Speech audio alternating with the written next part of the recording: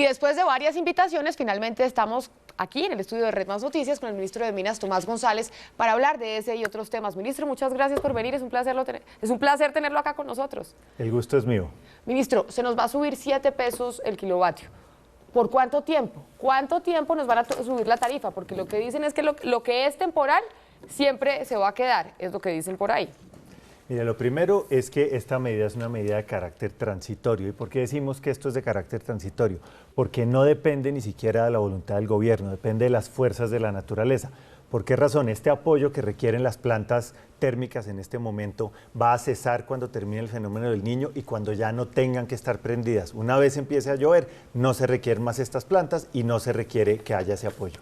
Ministro, algo en lo que hemos tenido un gran debate en este noticiero es el cargo por confiabilidad, porque usted dice estos son fuerzas de la naturaleza, es una circunstancia externa a la que tenemos que hacerle frente todos pues para lidiar con este fenómeno del Niño, pero la gente dice, sobre todo los industriales, nos cobraban cargo por confiabilidad a todo el mundo para prevenir que no hubiera ningún tipo de racionamiento ni ningún tipo de disrupción cuando hubiera escasez de energía. ¿Cómo es el cargo por confiabilidad y este aumento de energía? Mire, el cargo por confiabilidad es un cargo que se paga para que haya disponibilidad de la generación en momentos como este.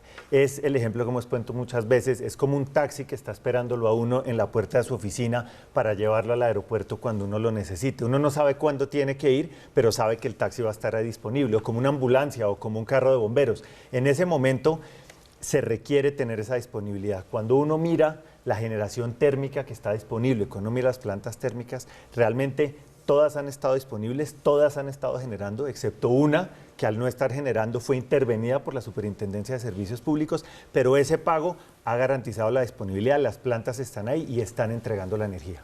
Ministro, leyendo las entrevistas que usted ha dado, que han sido no muchas, pero que ha hablado del tema, usted habla del tema, le preguntaban sobre el tema del gas y de las exportaciones a Venezuela. Le preguntaban ahí si era posible que ese gas que se ha enviado a Venezuela, que tanto necesita hoy Colombia, se puede devolver.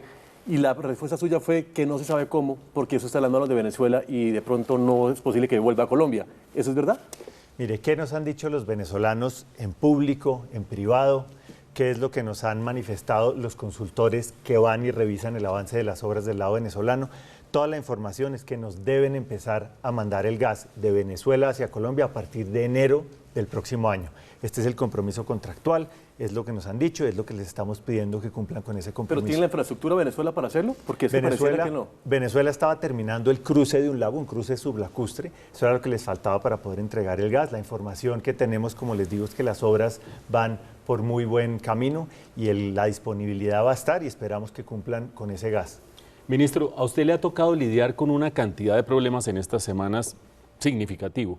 Anoche, que usted iba a venir a este noticiero, no vino, entre otras cosas, porque estaba en Barranquilla hasta la medianoche prácticamente, renegociando o replanteando más bien la fórmula como se calcula el precio del gas en la costa. Ya hoy amanecimos todos sabiendo que se baja el costo del gas en la costa, que se iguala un poco con el del centro del país. Primera pregunta. ¿Eso no es una concesión a unas presiones de bancadas costeñas y una cantidad de presiones políticas o tiene sustento técnico? Mire, el precio del gas y lo que nos estaban pidiendo los industriales era tengamos un poco más de peso en cómo se forma, en cómo se fija, cómo se determina el precio del gas, démosle un poco más de peso al WTI, al precio del petróleo. Esto es algo que le va a dar más volatilidad al precio del gas, pero que va a ayudar a que cuando los competidores de esa industria se les muevan sus costos, a la industria colombiana se le mueva de una manera parecida. Creo que es un argumento que tiene méritos, creo que es un argumento además que nos ayuda a resolver de una buena vez las dificultades que ha habido con la formación de esos precios de gas en la costa Caribe, y resolver ese tema es lo que nos va a dar estabilidad hacia adelante.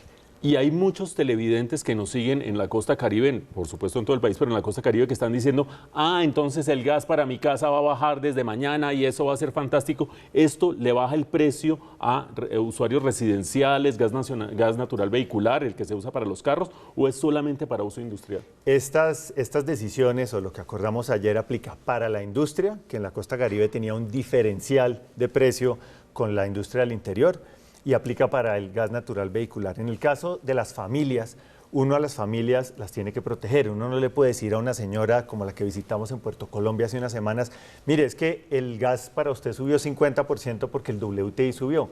ella tiene que estar protegida.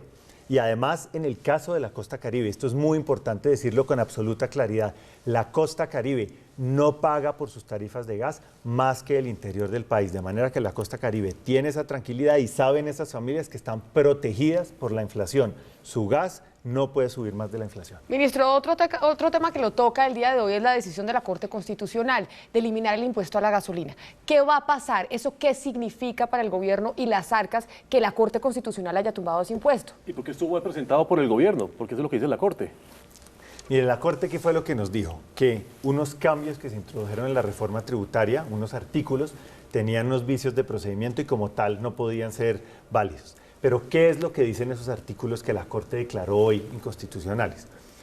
Esos artículos no determinan ni la capacidad del Estado de intervenir en la economía, ni la capacidad del Ministerio de fijar los precios de los combustibles, ni la naturaleza de los impuestos o el volumen o el tamaño de los impuestos. ¿Qué fue lo que dijo la Corte?